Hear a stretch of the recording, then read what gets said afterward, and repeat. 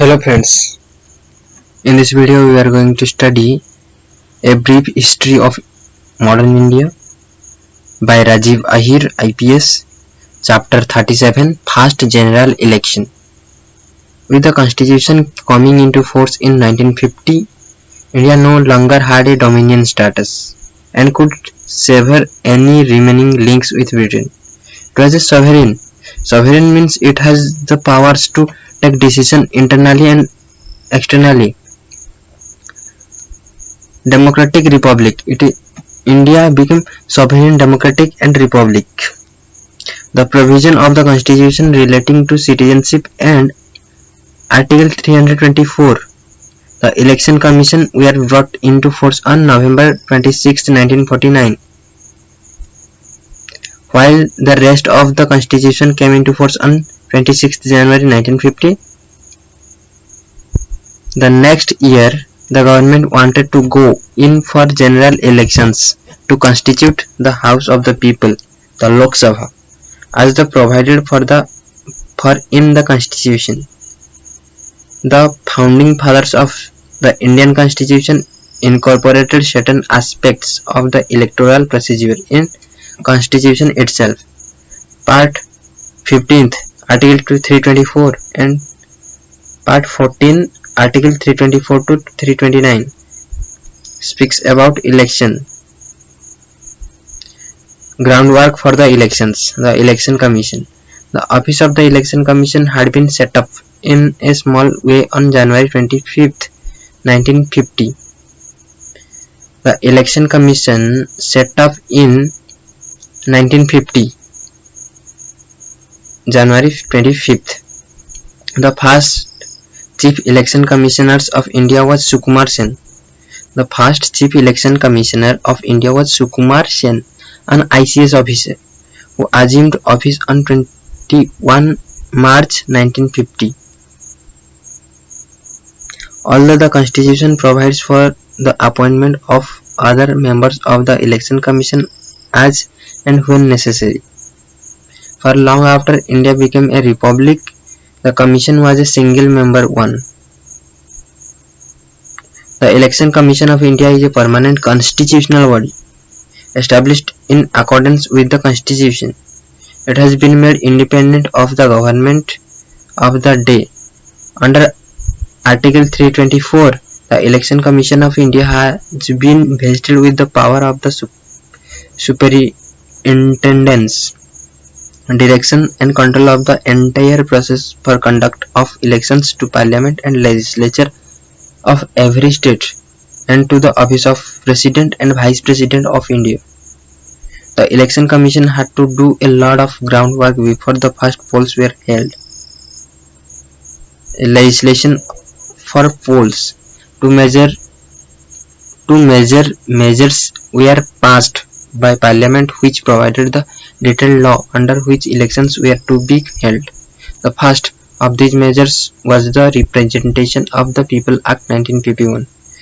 The first of these measures was the Representation of the People Act 1950, which provided for the qualifications of voter and matters connected with the preparation and publication of electoral rolls. It also allocated the number of seats in the House of the People to the several states and fixed the number of seats in each state legislature. The second legislation was the Representation of the People Act 1951. The second legislation was the Representation of the People Act 1951, which laid down other provisions relating to qualifications and disqualifications of members, the conduct of elections, poll expenses, the poll itself, counting of votes, etc. It was only after these laws were passed that the electoral machinery could be put in place.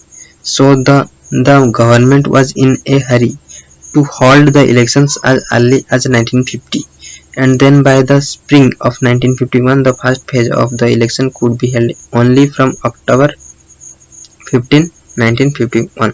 The first phase of the elections could be held only from October 15, 1951. Of the four 89 seats in the House of the People to be filled by election. 72 seats were reserved for candidates belonging to the scheduled castes and 26 for candidates belonging to the scheduled tribes. The total number of seats in the legislative assemblies of the states was 3,283. Out of these, 477 seats were reserved for the scheduled caste and 190 seats reserved for scheduled tribes. Independent India goes to the polls for the first time. The elections were held based on universal adult franchise. That means all those 21 years of age or older having the right to vote. 21 years. The total number of voters enrolled in the whole of India, excluding Jammu and Kashmir, was this.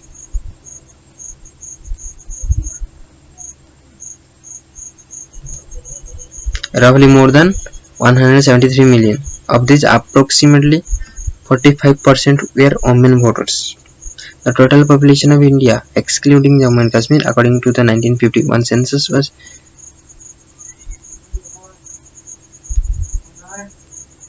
35 crore 66 lakh 91,760. 35 crore 66 lakhs 91,760. According to the 1951 census, the total population of India, excluding Jammu and Kashmir, was 35 crore 66 lakhs 91,760. As much as 49% of the total population was thus enrolled as voters. So what are the challenges? Most of the voters were poor, illiterate, and came from rural areas and had no experience of elections. There was much skepticism about such an electorate being able to exercise its right to vote in a politically mature and responsible manner. The electoral exercise was described by some as a leap in the dark and by others as fantastic and as an act of faith before the elections took place. The election commission faced many challenges. There was a house-to-house survey to register the voters. Many eligible voters could not be included in the electoral rolls despite much effort on the part of the election commissions because of first, ignorance and apathy of the common voters. Second, lack of adequate organization and experience on the part of the political parties. And third, inexperience and poor organization of the governmental machinery in some of the states. According to the report by Sukumar Sen, after the elections were over, a large number of women voters had been enrolled in some states not by their own names but by the description of the relationship they bore to their male relations, e.g. as the mother of so and so or the wife of so and so. This was because local customs dictated that women do not disclose their proper names to strangers. The election commissions had to issue firm instructions that as the name of an elector was an essential part of his or her identity, the correct name must be included in the electoral rolls, and that no elector should be enrolled unless sufficient particulars, including the name, were given. If a woman did not give her proper name, she was not to be registered as voters. As a result, the names of nearly 2 to 3 million out of a total of nearly 80 million women voters in the country were unable to be registered, as they failed to disclose their proper names, and these women could not exercise their vote. Most of these women, says the report, were from the states of Bihar, UP, Madhya Bharat, Rajasthan, and Vindhya Pradesh. The Election Commission also faced a major problems with regard to the displaced persons who had migrated from Pakistan in the wake of partitions. In West Bengal, Punjab, Delhi, and to some extent in Assam, these migrants constituted a considerable floating population, and it was very difficult to register those of them that were eligible for registration under the law. Political parties in a mature democracy participate in all stages of the process of elections. The parties could be of great help in the preparation of electoral rolls. However, India was a nascent democracy, and political parties lacked experience. They took little interest in doing their bit, as it was the huge task of preparing the electoral rolls in a country of some 173 million voters had to be burned almost entirely by the governmental machinery in the states acting under the directions of the election commission. With over 70% of the voters being illiterate, it was necessary for candidates to be identified by symbols. The election commission had to allot a symbol to each major party and independent candidate. At the time of allotment of symbols, the political parties became more active. Indeed, according to the Sen report, a remarkable feature of the increasing tempo was the formation of new political parties all over the country, some of them ultimately proving to be a mushroom growth. There were as many as 178 parties, but most of these parties virtually disappeared after the elections, with many of their candidates forfeiting their deposits. The symbols were painted on the ballot boxes. This was later changed to symbols on the ballot papers. A voter had to simply insert the ballot paper given to him in the ballot box of the candidate of his choice in the voting compartment, writes Farmer Civils in his book SYQAC book An Unconducted Wonder. Parties in the fray for the Lok Sabha. Though it was generally accepted that the Congress had the largest following, various other political stands in India were also beginning to take shape. Just before the first election, Shyam-Prasad Mukherjee, Industries Minister under Nehru, broke away to set up the Bharatiya Jana Sangha, or Proto-BJP, Bharatiya Jana Sangha, in October 1951. Bharatiya Jana Sangha was founded by Shyam-Prasad Mukherjee.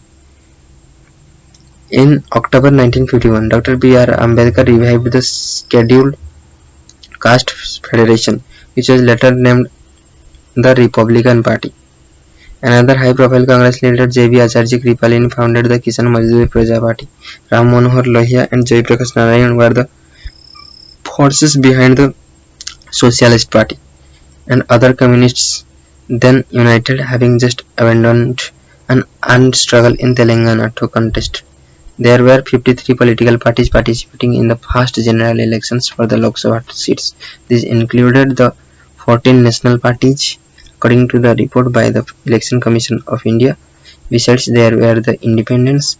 There were a total number of 1,874 candidates, including 533 independents. The national parties were All India Bharatiya Jana Sangha,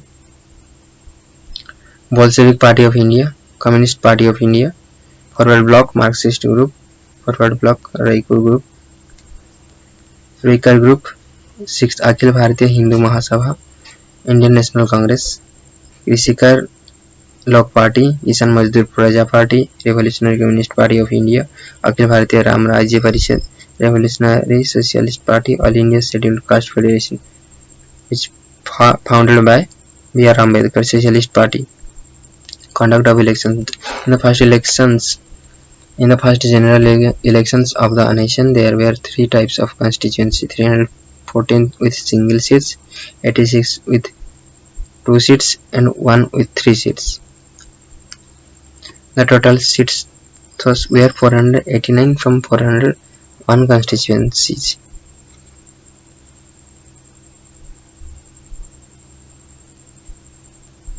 There were over 224,000 polling booths, one for almost every 1,000 voters, and these were equipped with over 2 million steel ballot boxes, one box for every candidate. About a million officials supervised the conduct of the polls.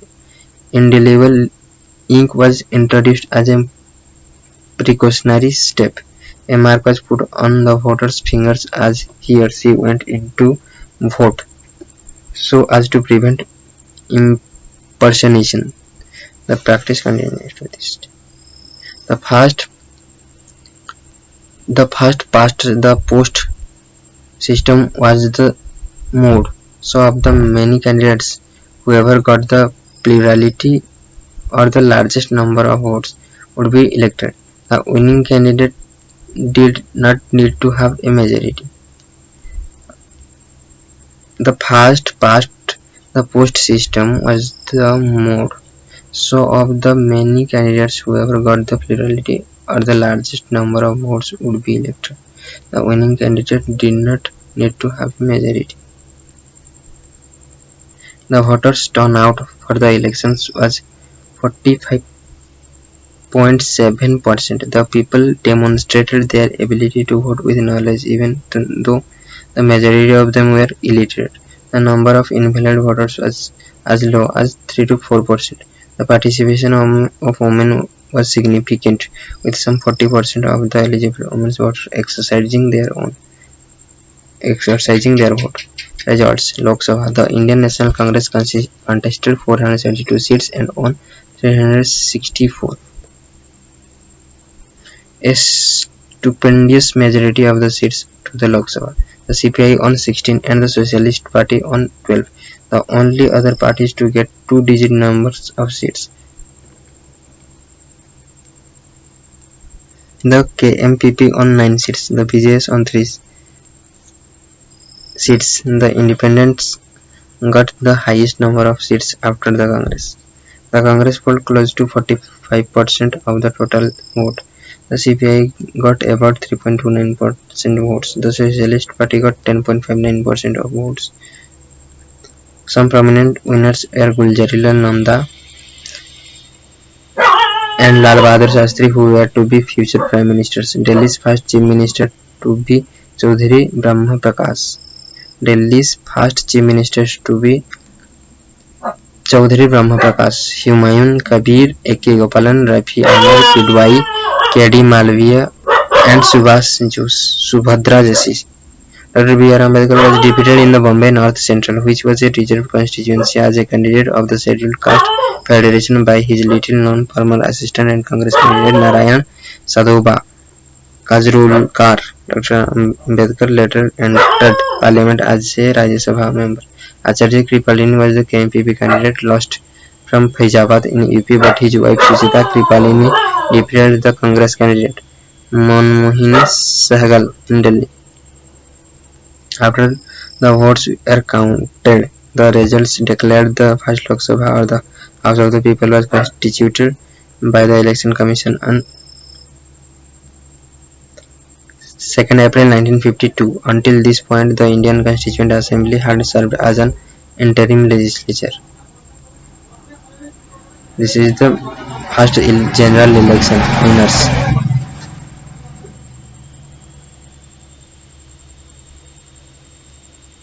The Speaker of the Lok Sabha was Ganesh Vasudev Mavalankar. Jawaharlal Nehru became the first Prime Minister after the general election. State Legislature. In the state legislature elections too, the Indian National Congress swept the polls. The party won 2,248 seats on the whole. It formed the government in all states, though it did not get the majority on its own in 4 states, namely Madras, Travancore, Cochin, Odisha and Pepsu.